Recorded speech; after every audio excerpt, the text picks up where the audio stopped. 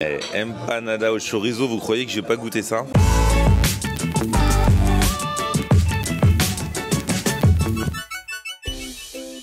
Salut tout le monde, bienvenue, nouveau vlog aujourd'hui. Aujourd'hui, on va manger colombien les amis. Et tout en restant à Paris, on va carrément partir en Colombie.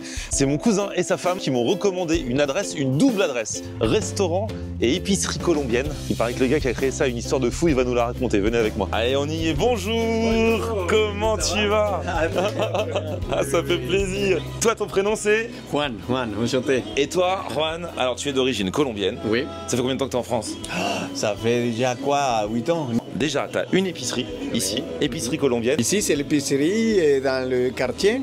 Dans 18, on a aussi le restaurant. Magnifique. Qui n'est pas vraiment un restaurant, c'est comme un traiteur avec des places assises. Ah, on peut manger sur place et tout. Bien sûr, oui. Ah là là. Et colombien et italien, parce qu'on a les deux concepts.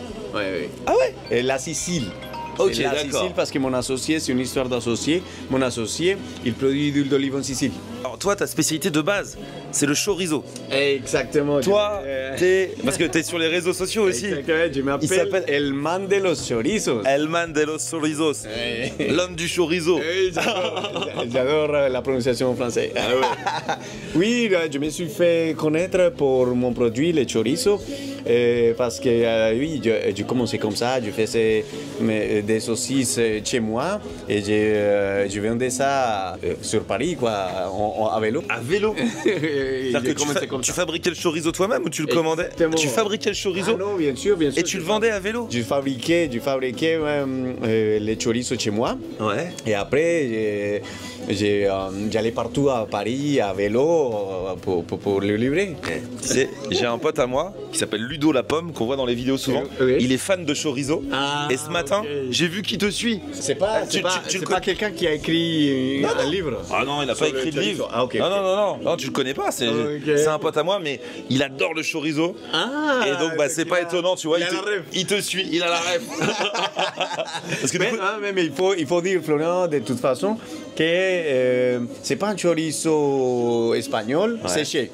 C'est comme une saucisse, on appelle ça chorizo en Colombie, mais c'est une saucisse, quoi. Maintenant, on peut l'acheter dans la boutique carrément. Bien sûr, c'est une merveille. C'est comme ça que j'ai commencé. Donc je faisais ça chez moi. Tout a changé et tout. J'ai un lieu de fabrication, un labo. Et ça m'a permis de monter le restaurant il y a 3 ans. Depuis janvier de cette année, on a commencé l'épicerie. Du coup, maintenant, tu es obligé de faire du sport à côté parce que tu fais plus de vélo? Exactement, ouais, maintenant je suis à la salle. Parce que c'est vrai que j'étais en forme quand je faisais du vélo. Ah, trop cool. Donc là, on est dans l'épicerie. Et franchement, elle est magnifique. Hein. Donc ça c'est un concept de la tienda, c'est la typique tienda en Colombie, c'est comme une petite épicerie des quartiers, on appelle ça tienda. On trouve de tout, tu fais le café. Exactement, oui, il n'y a pas tienda colombienne sans café, parce que c'est le meilleur café au monde, donc on a une petite tasse typique de la Colombie. Et ouais, les meilleurs produits. On a ces cafés comme ça qui est magnifique. Moi j'aime pas le café, c'est dommage. C'est pas vrai. Ouais, je te promets. Ah, mais je suis désolé. tu sais, ça arrive beaucoup ici en France. Parce que le café ici, normalement, c'est pas de top qualité, donc ça tombe fort dans le ventre et tout. Donc il faut peut-être essayer. Il faut goûter quand même. Il faut peut-être essayer un bon café colombien doux pour voir si ça marche. Il y a même des Oreos. Oui. Des Oreos colombiens. Oui, tu sais, on est très, quoi, on va dire, américanisé, quoi. En Colombie, oui, il y a une tendance à consommer des produits gringos, mais bon. Moi, à la base, je suis avocat, spécialisé dans le droit commercial, mais ça me faisait pas heureux. Donc, un jour, je me suis dit, j'arrête ça. en fait, et je suis allé en Argentine pour faire une reconversion professionnelle. J'ai fait mes études de cuisine en Argentine. À quel âge t'as changé? Non, c'était une histoire récente, c'était 2016. Et après, je suis venu ici en France pour faire un peu d'expérience dans la cuisine. On est dans les pays de la restauration, la meilleure restauration au monde, sans doute. Donc il fallait passer par Paris pour être quelqu'un dans la restauration. Mais la vie, elle te met où elle veut. Donc j'ai rencontré ma femme, qui était ma prof de français. Comme Macron. Comme Macron, exactement. Quelques années de moins. Ah d'accord. mais non. Oui. Ah, c'est cool. Ah ouais. Et donc tu aurais pu gagner encore peut-être mieux ta vie en étant avocat, mais tu as préféré la passion. Tu as préféré vivre de ta passion. Exactement. Non, je vivais très bien en étant avocat. Mais non, ça c'est pas la vie. Tu as dit que c'est pas ça qui te rendrait heureux. Exactement. Donc j'ai même travaillé 10 ans comme avocat. Okay. Mais non, c'est pas ça me faisait pas heureux. Donc j'ai pris une décision de vie de me casser de ça et devenir cuisinier.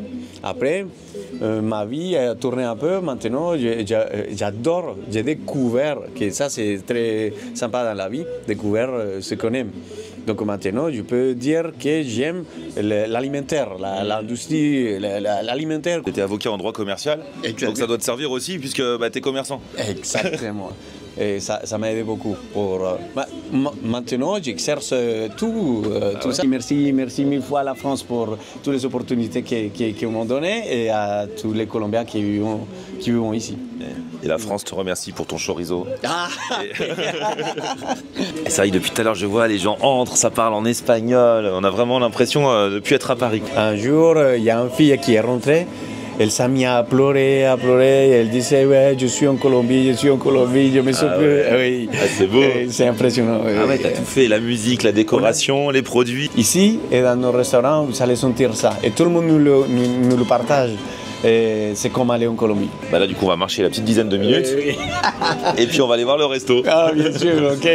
Et là, on est arrivé à Dicha, le restaurant, avec Maximo. Donc, toi, tu es. Salut, enchanté. Tu es l'associé de Juan qu'on a vu tout à l'heure. Alors, tu dis, c'est pas vraiment un restaurant parce qu'il n'y a pas de service à table, c'est ça? Ah, oui, effectivement, nous, c'est plutôt une cafétéria. On appelle ça une cafétéria en Colombie, un traiteur en France. Quand les clients arrivent, la nourriture est déjà prête. On a une cuisine au sous-sol. On fait tout ici. On fait du vrai fait maison. Voilà, après les gens ils arrivent, ils passent leurs commandes. Après on a un service à table qui intervient. Et on fait beaucoup de ventes à emporter aussi. Mais les gens ils peuvent s'installer. Et il y a deux spécialités. On fait de la nourriture colombienne ici, la nourriture sicilienne. Mon épouse étant sicilienne. Okay. Nous on produit de l'huile d'olive en Sicile. Et à la base, donc Juan il produit des chorizos. Ah ouais, c'est génial. On a Juan qui produit le chorizo. Et de ton côté, production d'huile d'olive. Nous à la base on aime les produits. Et on est tous les deux cuistots. Donc on a ouvert ici Dish. On a un service en continu, 9h du matin, 22h. Les gens ils peuvent venir n'importe à quelle heure pour manger. Petit déjeuner, on a des formules à midi, et l'après-midi et le soir. Voilà. Tu peux venir à l'heure que tu veux, on te sert. Ça c'est empanada de poulet riz et viande poivron rouge. Okay. Et ça c'est aubergine.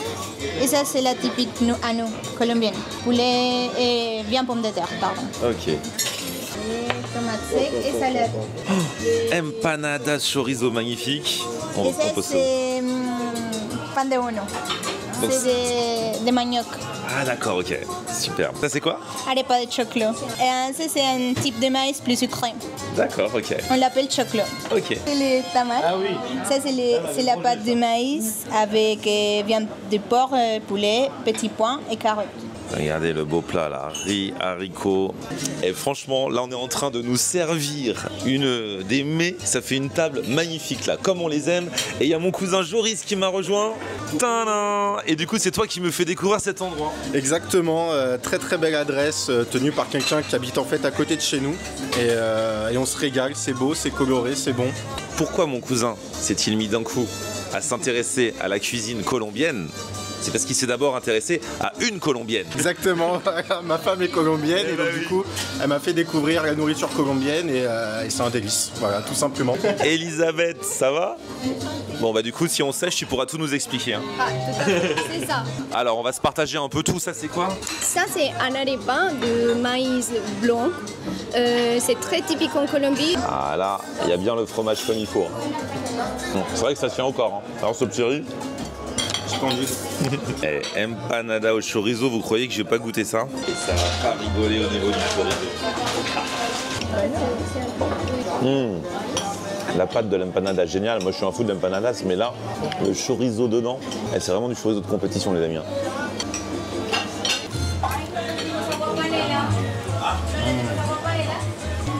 On sent bien le chorizo, c'est sublime.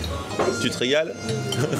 Ça c'est côte de porc Aux sauces barbecue. Oh là là, côte de porc sauce barbecue qui arrive. Et là on sent bien la sauce barbecue, hein, c'est magnifique. On est sur le continent américain, il n'y a pas de doute.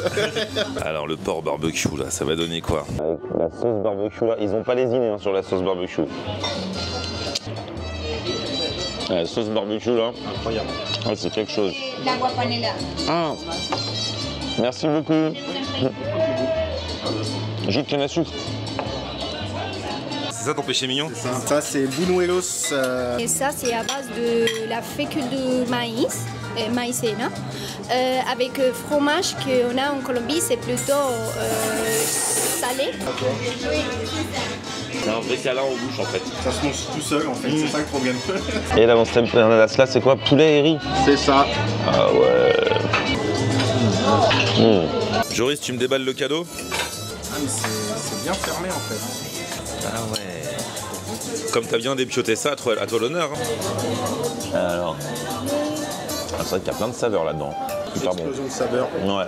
Bon, bah, on a bien mangé, hein. On a très bien mangé encore une fois, jamais déçu à Ditchin. Excellent, ça a été délicieux. Bon, vous êtes des habitués. Moi, j'ai découvert. Bah, on vous recommande. De toute façon, on vous met les infos dans la description si vous voulez venir. Et puis, bah là, du coup, je vais aller courir une petite dizaine de kilomètres pour digérer. Qui me croit? Personne. Et je voulais quand même vous montrer ce cadeau que m'a offert Elisabeth tout à l'heure. Tu es artiste. Tu fais des œuvres à partir de photos et regardez ça. Donc si ça vous intéresse et que vous voulez que Elisabeth vous fasse ça, ça peut faire un beau cadeau pour les fêtes de fin d'année. Je vous mets l'Instagram ici et puis dans la description de la vidéo. Et puis bah merci beaucoup, je suis encore plus beau qu'en vrai. Allez, à la prochaine. Petit pouce vers le haut si vous avez kiffé la vidéo, vous abonnez à ma chaîne. On se retrouve sur mon Facebook, Florian On Air, et Twitter, Snapchat, TikTok, Instagram, c'est aussi Florian On Air.